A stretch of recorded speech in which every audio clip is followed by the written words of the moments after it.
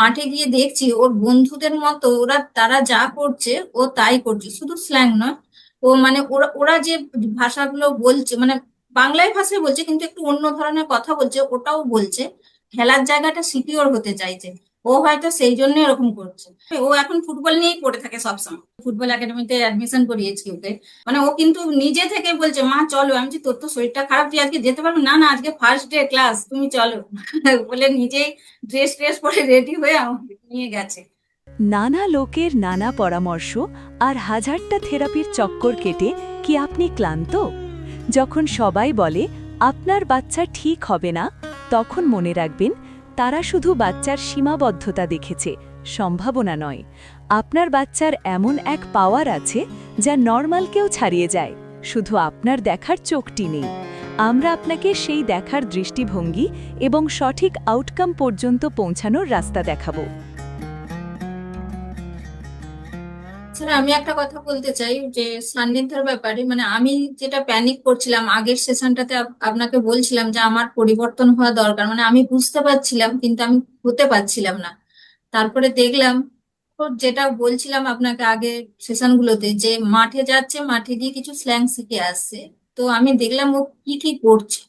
মাঠে গিয়ে দেখছি ওর বন্ধুদের মতো তারা যা করছে ও তাই করছে, শুধু স্ল্যাং নয়।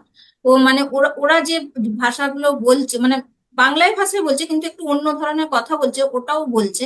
এবং লাস্ট 13 তারিখ আমি দেখলাম যে আমাদের যে পুজোটা হয়েছিল, ওই ওই মন্দিরে দেখছি ও কোনোদিনও যেটা করেনি। ও বললো, মা আমি নতুন জামা পরবো না, পুরোনো জামাটাই পরে যাবো। তো পুরোনো জামা পরে গেল। আমি বললাম দেখি কি করে ও। দেখছি মন্দিরে গিয়ে ওর যে মাঠের বন্ধুরা ওরাও পুরোনো জামাটা পরে এসেছে। তখন আমি বলছি, তুমি আজকে নতুন জামা পরলে না কেন? ওরা, তোমার মাঠের বন্ধুরা সবাই পুরোনো জামা পরে এসেছে বলে। বলছে, হ্যাঁ মা, ওরা দেখেছে ওরাও তো নতুন জামা পরে এলো না, তাই জন্য আমি যে ড্রেসটা পরে আছি ওটাই পরে এলাম। তো আমি তখন ভাবতে শুরু করলাম যে আমি যে স্ল্যাংটা বলছে ও, তার মানে ও স্ল্যাং ভেবেও বলছে না, বা ওটা নিয়ে ও জানে কিছু সেটা নিয়েও বলছে না। মানে বলছে, ওরা বলছে যখন ও বলছে, এবং এটা করছে কেন? তো অরিতা দি আমার সঙ্গে কথা বলেছিলেন, তো উনি ওই জামা পরার ঘটনাটাই বললেন যে এমপ্যাথি হতে পারে। তো ওটাও করছে। তো আমি বললাম ঠিক আছে, এমপ্যাথি হোক, কিন্তু আমরা তাহলে কি করছে ও?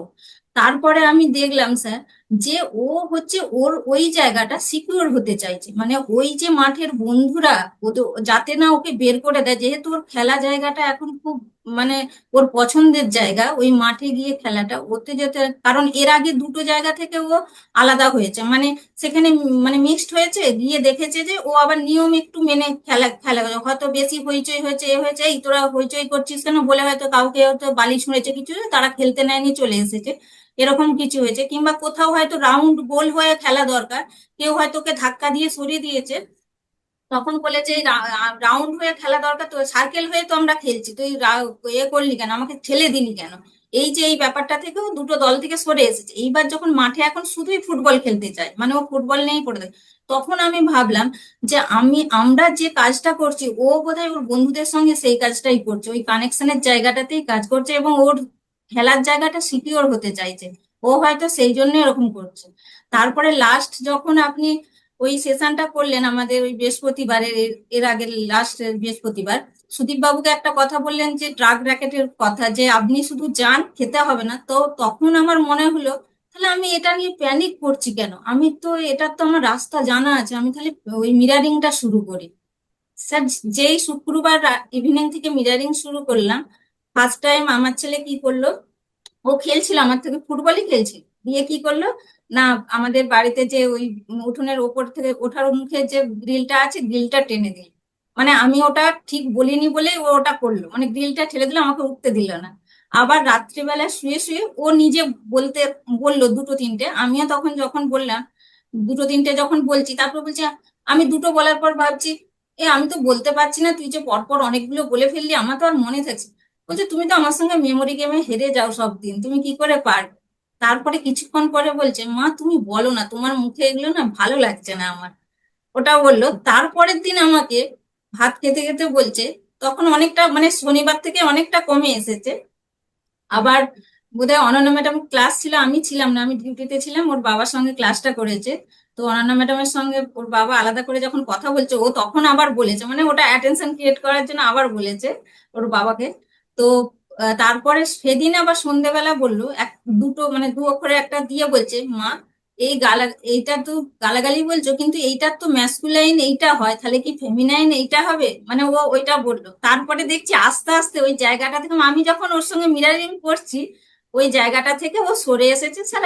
এখন মানে একবার দুবার জিজ্ঞেস করে, মানে সেটা বলার জন্য বলে না, অনেকটা ওই জায়গাটা অনেকটা ইমপ্রুভ হয়েছে। এবং যে কানেকশনের জায়গাটা একদম পুরো ঘেঁটে গেছিল, মানে আমি এত ওইটা নিয়ে প্যানিক করছিলাম যে যেখানে যাচ্ছি ও তো কিছুই জানে না, মানে ওটা বলার জন্য বলে ফেলছে, তাহলে মানে ওটা কি করব। ওই জায়গাটা থেকে তখন মানে এখন অনেকটা স্যার আমি স্টেবল হয়েছি ওই জায়গাটা থেকে।